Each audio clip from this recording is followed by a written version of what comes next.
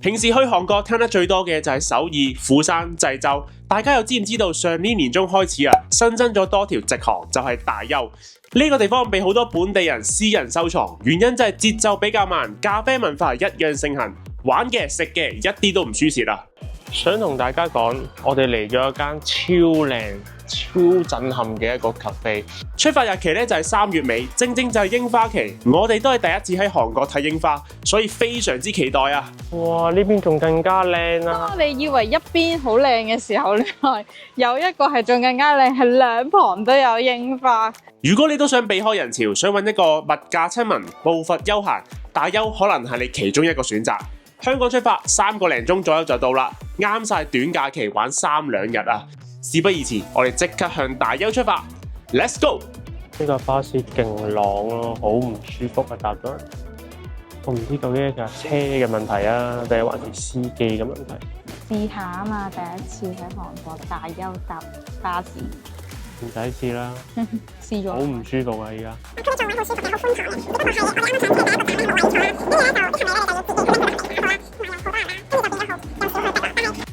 唔推薦啊，講完。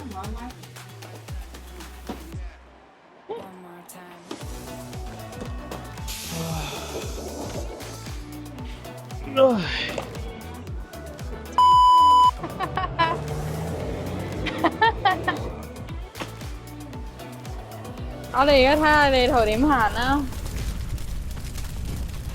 第一站咧，我哋去咗西門市場，係大邱最歷史悠久而且規模最大嘅傳統市場，係南韓3大市場之一，超過4000個攤檔。最出名咧就係賣棉被、衫褲服裝、生活用品。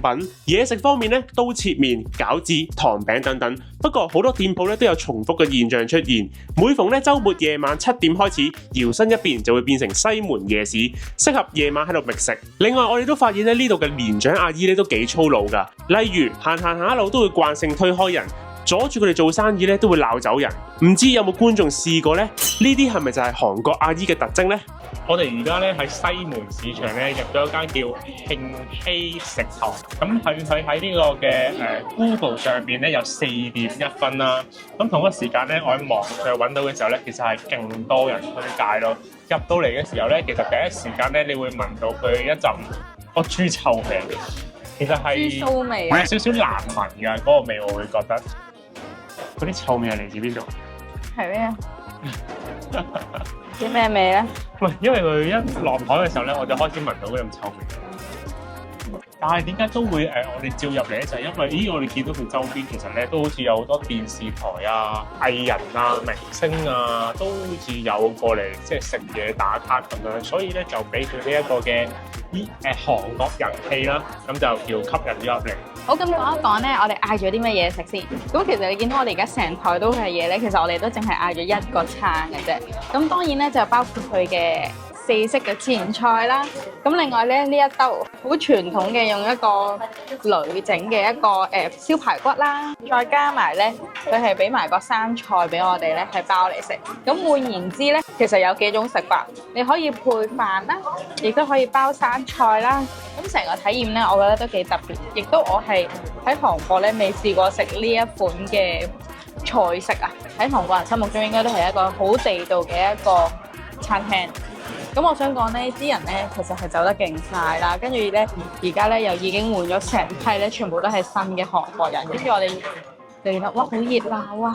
咁同埋咧佢呢一個排骨咧，佢除咗有啲豬肉喺度之外咧，佢仲係真係有啲軟骨位，嗰啲軟骨位咧好嫩，同埋又爽爽地好好味嘅。我唔知佢一碟有幾多嚿啦，但係我頭先喺呢一度剪咗啲側邊嗰啲位嚟食咧，係零舍嫩、零舍好味咯。咁如果你問我咧，我反而覺得最出色咧，就係呢一個嘅豆芽湯，係啦，因為佢嚟嗰陣時係超級熱啦，跟住喺度起晒泡啦，同埋咧飲嗰下咧係好開胃咯。同埋咧喺呢度食嘢咧個 menu 相對就非常之簡單，你就係揀2個食材嘅啫，一係豬，一係牛。跟住辣度咧得3種嘅啫，一係就係 spicy， 一係就中度，一係咧就唔 spicy，not spicy。咁我哋就揀咗中度，但係我覺得中度都有辣感㗎嚇。嗱，其實佢咧勁多網上人咧都有宣傳嘅，同埋咧喺呢個位咧入嚟嘅時候咧係有少少難揾㗎。喺咧出邊咧大街咧見到呢一個嘅logo 嘅時候咧，就轉入嚟咧就會揾到㗎啦。咁啊，直行翻出去咧就係西門市場嘅大街。咁我哋 total 啱啱埋單食咗幾多錢啊？係啊，大約港幣100蚊咯。我覺得都 OK 嘅。不過我覺得佢咧，即係可能咧韓國食嘢咧，全部都係蒜啊、辣啊咁樣咧，就好都重口味其實。哦，咁係正常，不嬲都係咁嘅咯。係，所以就各花入各眼啊。Thank you。 Thank you。哇，唔客氣啦。呢一個係西門市場最人氣、最多人排隊。同埋點解我會揀呢一間咧？除咗人多之外咧，我見到咧佢車啲餡料落去嗰下咧，都係毫不吝嗇嘅。咁佢呢一度咧個鯛魚燒咧有3個可以揀，跟住粟米原味啦，跟住有一個係紅豆啦，同埋另外一個就係芝士咯。咁我呢個就係揀咗芝士啦。咁芝士咧就係最貴嘅，就係1500won。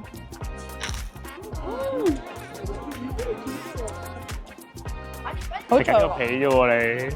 好脆喎個皮，但係又冇乜味喎，唔算好甜咯。而家見真章啦，咬個餡先。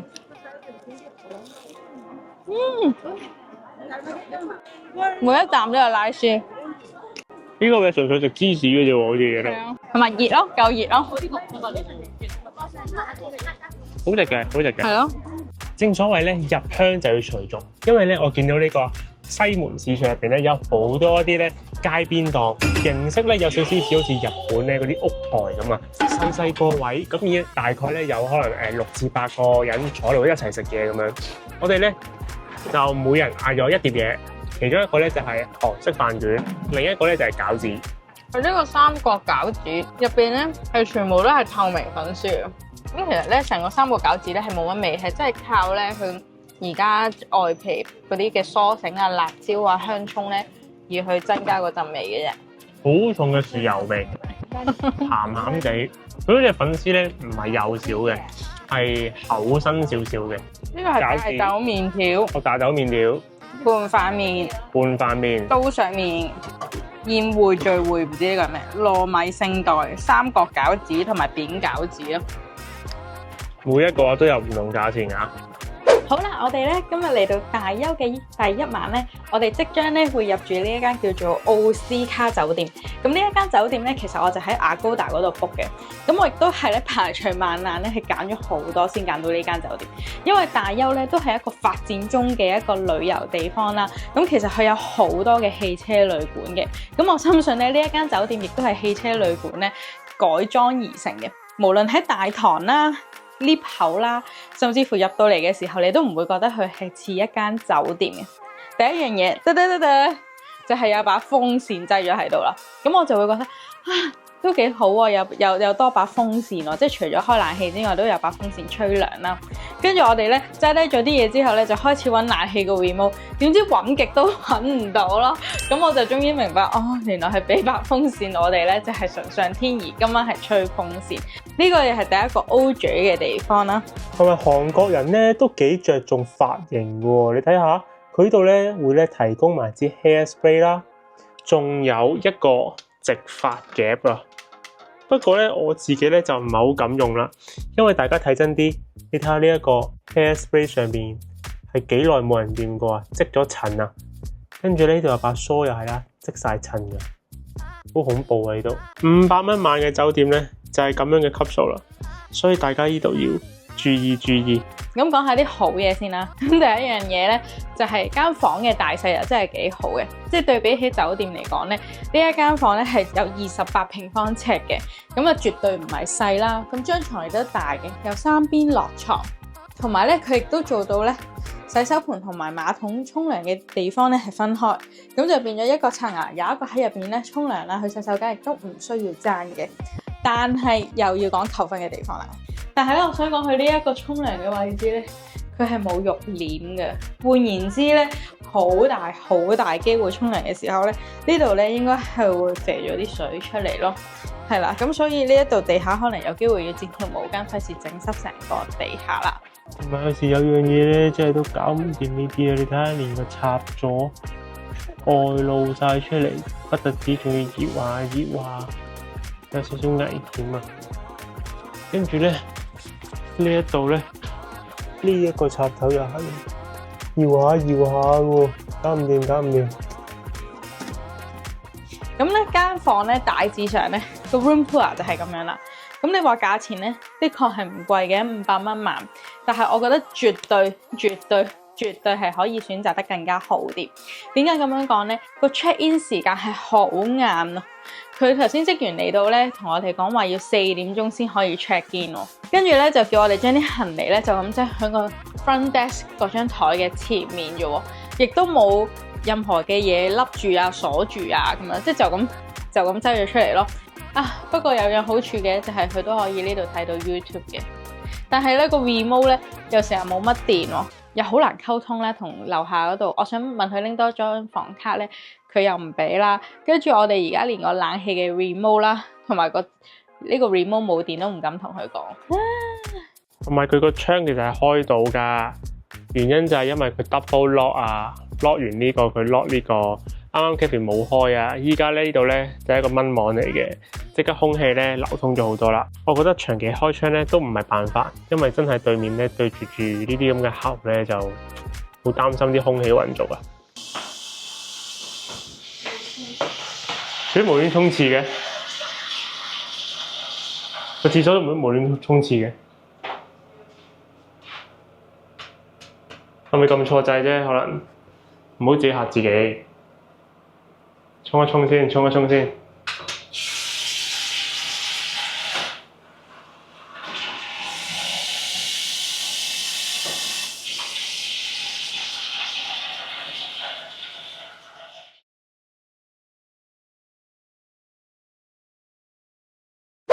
我哋而家咧就嚟到咧成個大邱最熱鬧嘅一條街道，就係東城路。嚟咗之後咧，我先發覺，哇！咁樣先係去旅行㗎嘛！我哋頭先住嗰間酒店咧，直情好荒蕪啦，好落後啦，好似得啲公公婆婆啊咁樣嗰啲啊。咁我都覺得咧，大家一定咧，如果揀酒店係一定要揀呢一區，如果唔係咧，就唔好嚟大邱啦，真係。由我哋酒店咧過嚟呢個東城區，大概15分鐘車程左右啦。因為中間咧其實因為人都比較多，有少少塞車嘅。咁我哋就嚟咗一間，今日就食咗個炸雞先啦，韓式炸雞。啱啱講過啦，佢成個 menu 界面咧都係用一個 iPad 形式去落單嘅。跟住咧，我哋咧仲可以喺個餐單上面揀有骨冇骨，咁我哋當然揀冇骨啦。例如有啲咩食咧？例如有辣味啦、醬油、蜂蜜，呢個就蒜香雞扒類嘅，呢個就又係唔同嘅味道。再落咧就係一啲配菜啦，仲有呢個係辛辣麵啦，咁啊有飯啦。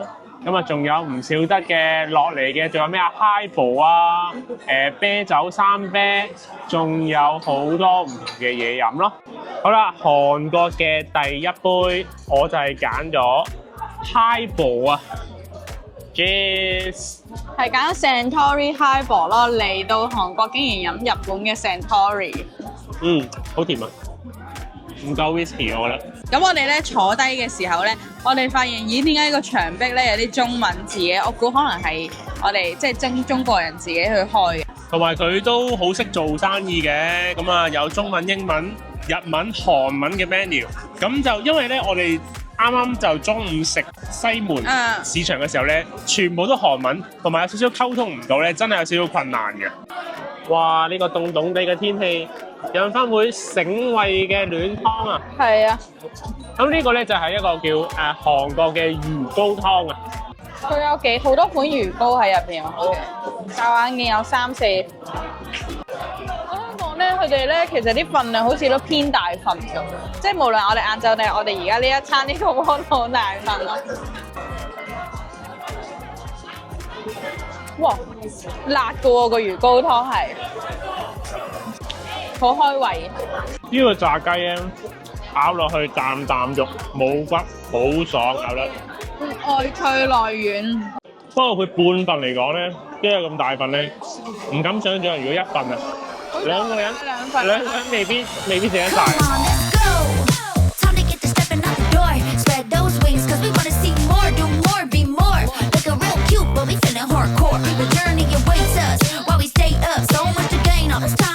小叉追都做一次主角啦，成個湯落都係佢嘅。you up for the trip, then I'm with it too. Take around the world, what we finna do? Let's enjoy the ride like a long vacation. It's the journey, not the destination.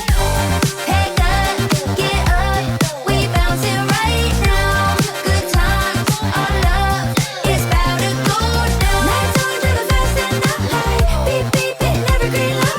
Come on baby, hop inside. It's gonna be a long ride. Yeah. Day 2。今日嘅行程地點係我最期待嘅，同時係今次旅程嘅重點。我哋去咗鵝洋橋4號出口。 4號嗰邊啊？呢一個位置咧，距離機場好近，係當地著名睇櫻花嘅地點之一。好多韓劇咧都喺度取景嘅，因為環境靚之外，仲有河景襯托。向內街行咧，仲有好多咖啡店、餐廳，影相、打卡、食嘢，完全冇問題。我哋而家咧已經喺呢一個櫻花樹下咁樣喺度散步啦，超靚啊！我想講，不過我估咧而家呢個時間都未係佢哋最盛開嘅時間咯，中間嘅位置咯，我估。因為今日嘅日子咧係3月尾啦，佢哋咧應該咧啱啱個天氣咧就回暖咗少少，所以咧大家見到佢哋櫻花咧都係好結實、好實淨，盛開緊。咁同埋佢哋個顏色咧，我睇到咧係偏會白少少，係啦，會多過粉紅嘅。咁我哋而家咧就係沿住咧成條單車路同埋行人路咧，一直咧沿住個櫻花方向直行咯。上面嗰度咧木橋嗰個位咧都勁多人喺度影相咯。咁今日加上係韓國嘅週末啦，咁所以就更加吸引多屋企人啊、情侶啊過嚟呢邊散步。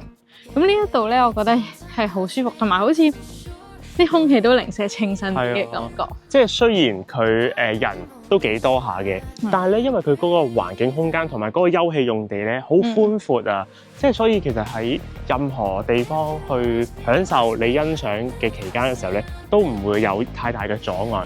同埋我覺得呢度啲人都好守規矩嘅，即係影相嘅時候咧都唔會太阻礙大家咁咯。咁可能呢一個韓國嘅睇櫻花同埋日本嘅睇櫻花比較咧，就係如果日本睇櫻花咧，係啲人真係會 prefer 可能真係鋪喺度啊、野餐啊嗰種。咁呢一度咧就最主要以打卡為主咯。嗱，我哋身後嗰個咧就係嗰個櫻花路啦。櫻花路咧係兩旁都有嘅。咁啊，再落嚟有一個咧大嘅休憩用地，當中包括啦可以咧俾啲市民啊喺度做運動啦，跟住又打籃球，跟住仲有7人場。係一個超大、超舒服嘅一個活動空間。我覺得呢一個咧係可以練滑雪喎，腰啦、腳以下啦，再勁啲，勁唔到啦，跟唔到個節奏啊！我唔知點解。嗱，佢呢度咧就教嘅係練啲咩咧？小腿、大腿、臀部同埋嗰個側邊兩組肌肉啊，呢一度啊。咁你覺得有冇成功啊？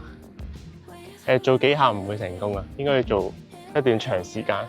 好啦，我哋而家咧就身處咗喺一個唔係市中心嘅地帶啦，就係正唔係市中心咧，先可以有一間咁架勢嘅咖啡。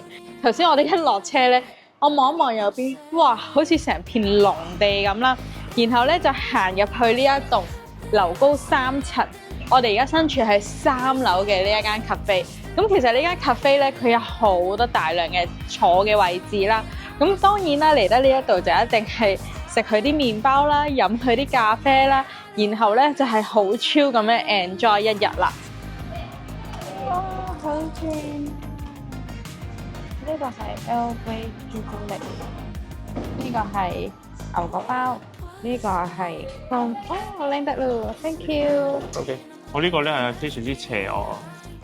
成個咧都係朱古力，呢邊咧就係朱古力粉，呢邊咧就係硬身朱古力。哇！入邊有個餡好正喎，係咩？似有啲吉士醬，但係佢個包好脆。係啊，睇下食完之後係咁咯。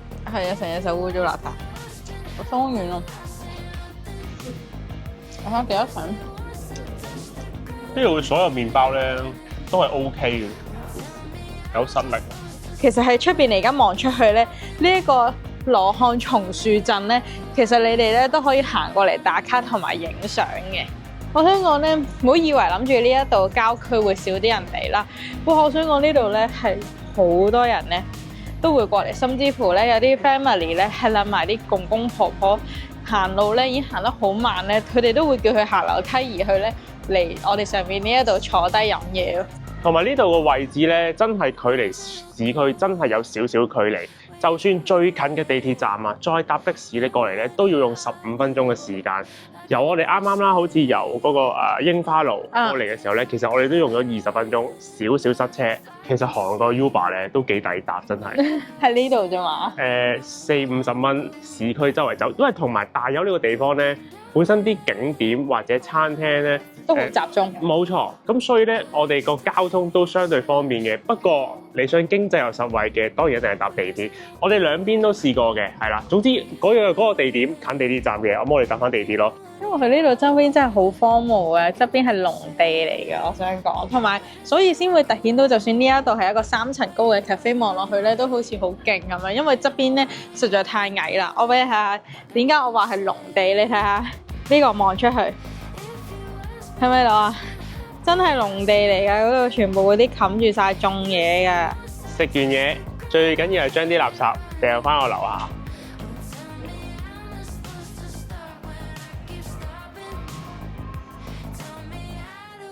你睇我揸車嗰個動作，我驚你話我條片影到，我諗住 zoom 近啊，但係變咗提高。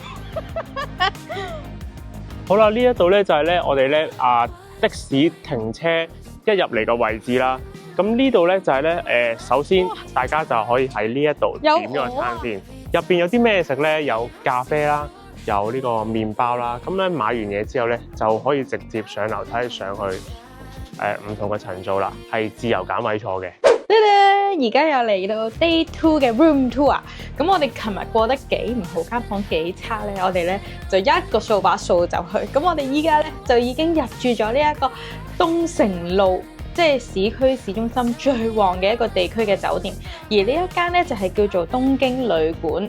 咁其實一入到嚟咧，佢好似去住咗日本嘅酒店咁嘅，因為咧無論係個廁所啦，然後係個房間嘅設計咧，都係的色嘅。嗱，間房咧就係咁大嘅啫，一眼睇晒。不過咧，我會比較中意呢一間多啲，因為始終佢都黐住日本牌子咯，所以我覺得嗰個氣氛啊，各樣嘢咧都會好少少，乾淨嘅。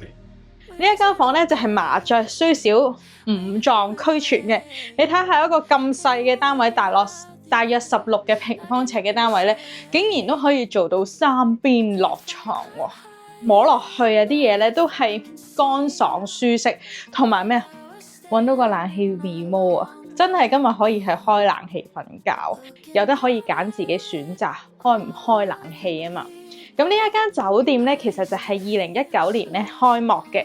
咁咧，佢總共咧係有215間房，但係咧，其實我想講，佢呢200幾間房咧係分佈係咧3個樓層嘅啫，每一層咧就有大約70個房間，咁所以去到咧 check out 嘅或者係一啲當忙嘅時間，咁就有機會咧要等 lift 啊，因為佢得2格 lift，但係咧佢呢個地理位置咧係真係超級無敵極度好啊！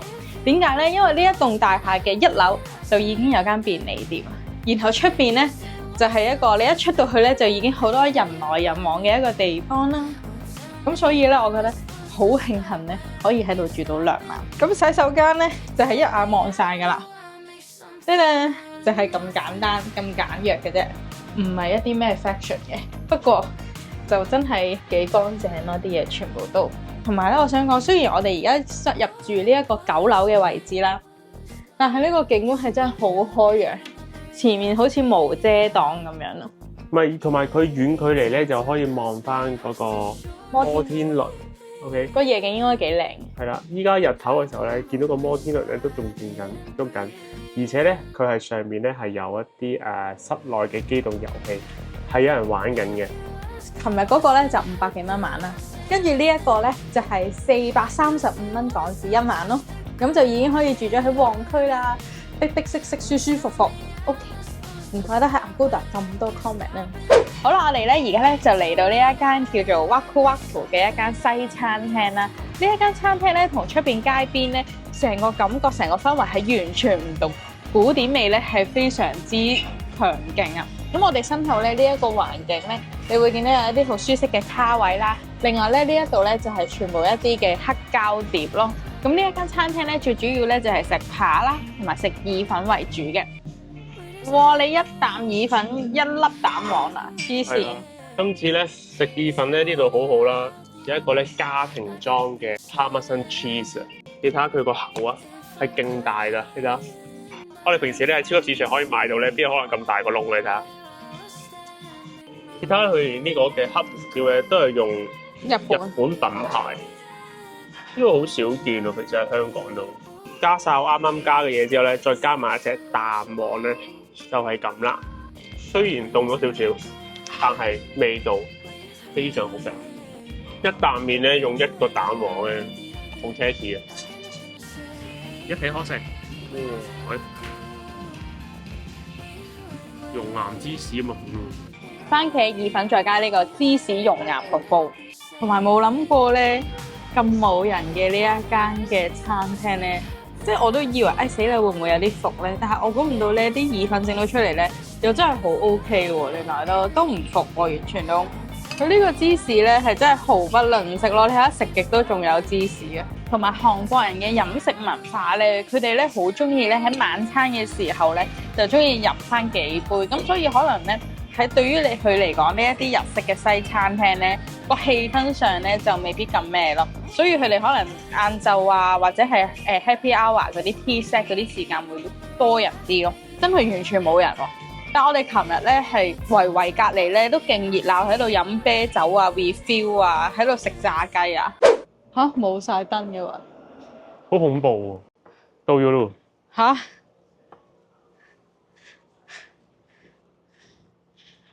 嚇 what 嚇？今日係星期幾啊？唔係禮拜二、禮拜三先休息嘅咩？係咯，唔覺得完全冇人啊？嚇！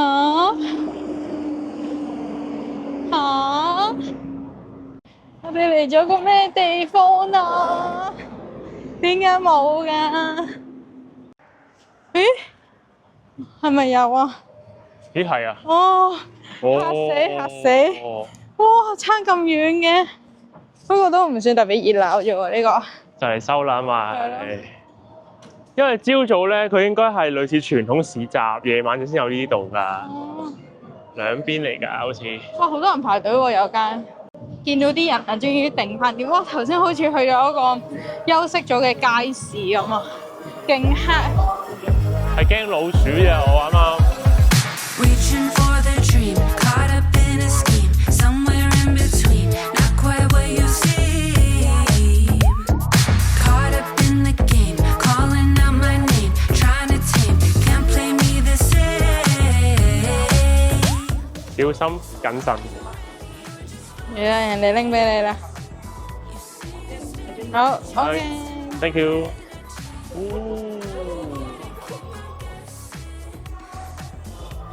好正啊！好香啊！攞出少少，我驚焗啊！咁少嘢食喎。不過我預期嚟喎，我上網睇都咁上下嘅其實。嚇係啊！喺呢個七星夜市下面食拉麵，係一個風味啊，係一個好好嘅體驗啊！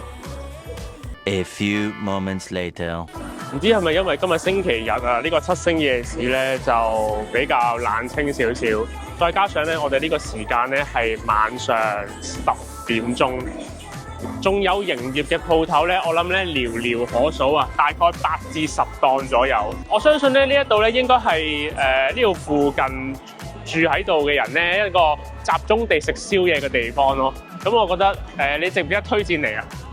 我嚟到係有少少失望㗎，我估唔到原來係有得10檔咁少，跟住仲要咧10檔入邊咧係真係營業緊嘅係得3、4檔。咁所以咧，我哋啱啱咧都真係純粹食一個辛辣麵，咁之後就填飽少少肚。係咯。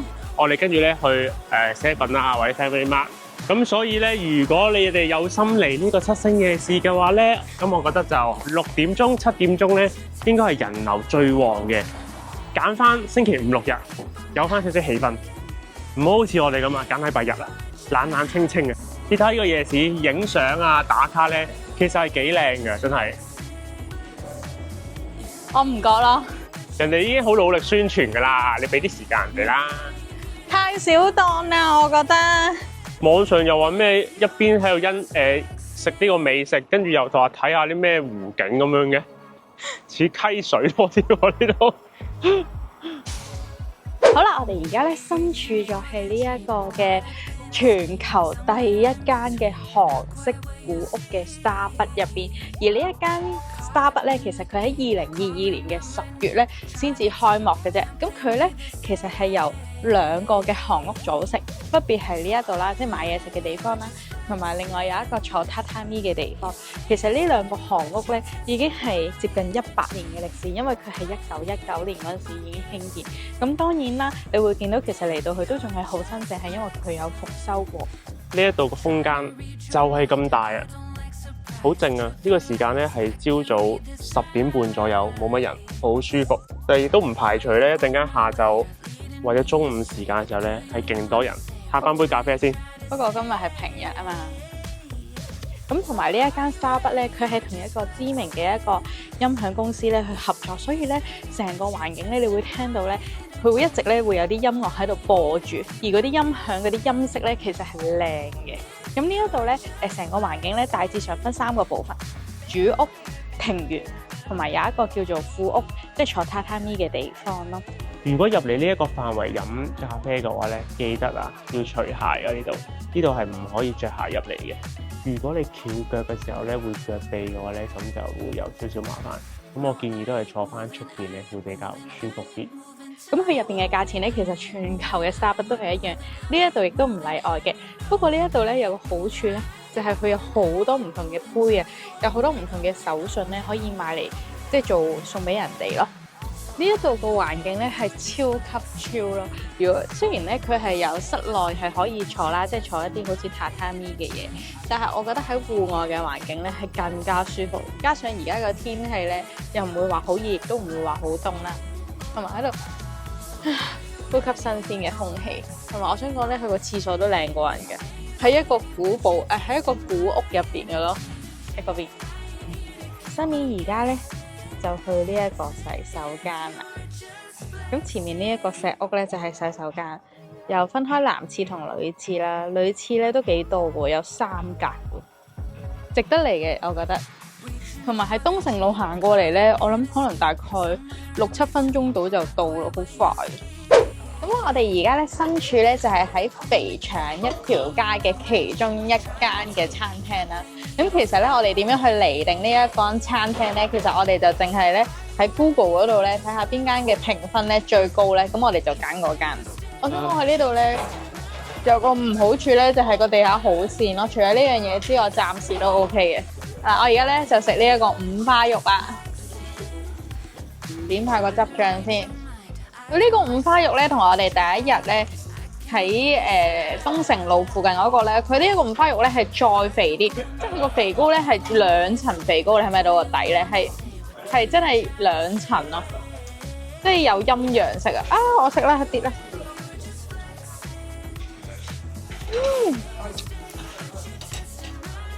錯唔錯啊？好好味啊！老闆娘睇唔過眼啊，要幫手啊！幫手幫我哋烤啊！要真係肥，呢個肥腸咧真係邪惡到爆啊！好正咯，冇比較冇傷害。我哋點埋咧，仲要點埋佢俾我哋嗰啲麻油。係啊，好啦，今餐嘅卡路里應該超晒標啦，不過就唔好理咁多。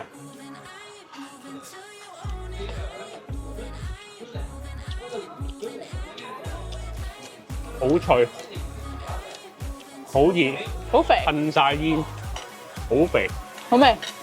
但係好好味，超好味。同埋咧，我一開頭咧都有擔心咧，呢間鋪頭因為係佢開晒大門啦，跟住咧而家出邊天氣又落雨，我都諗住好似好凍咁樣。跟住點知咧，原來開咗爐之後咧，個腳底咧好似有個暖爐咁樣啦。跟住而家係興住隻腳咧，係好舒適噶。因為我哋啱啱咧實在非常之匆忙啊！我哋一決定咧專心去去處理好一塊扒。呢一個咧係一個豬頸肉嚟嘅。啱啱咧我哋咧就處理得唔係得太好，有少少 overcook。你睇差唔多。下佢啲肉汁必晒出嚟㗎，好似咧牛一樣啊！佢而家入邊咧中間咧係粉紅色㗎。今次呢個豬頸肉咧就應該啱啱好啊，燒得完全冇 overcook 啊，超熱着晒煙啊！好啦，我而家試下先。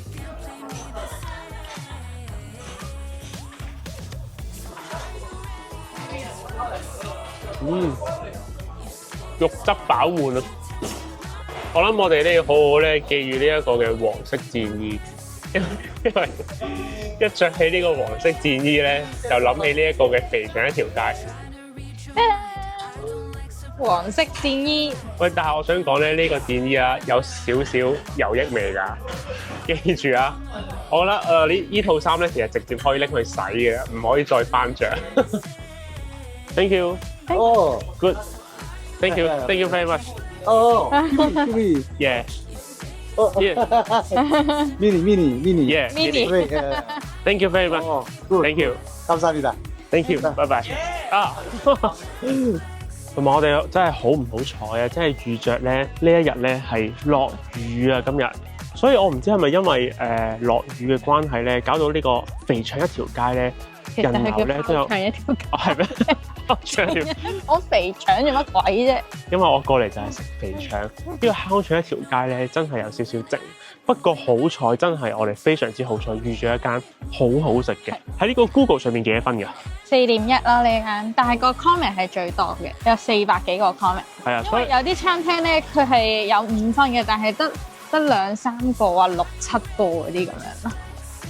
咁所以就真係要睇 comment，同埋我哋啱啱食嘅時候咧，其實都係真係好多有幾台真係韓國人咧，自己本地人喺度過嚟食嘢。其實基本上除咗我哋係外地遊客之外，全部都係韓國人。嗱，而我哋咧喺呢個烤腸一條街度一邊行嘅時候咧，其實其他店鋪咧都係有打開門做生意嘅，不過真係冇客㗎。寥寥可數。係啊，係真係得我哋呢一間咧係真係會比較人多熱鬧嘅。話咁快，3日嘅行程咧就喺烤腸一條街度完啦。使費方面還好嘅，交通用咗400零蚊左右，大部分咧都係 Uber 噶啦，贏時間同埋方便。食玩買平均每日用1000零蚊左右，使得最多錢咧都係 Olive Young。男士嚟講，佢哋嘅髮型用品、洗面護膚真係幾平，又多選擇，可以入貨。今集嘅時間咧就差唔多啦，中意嘅話咧就記得俾 like、share 同埋訂閱我哋嘅 channel 啦。咁我哋下條片再見，拜拜。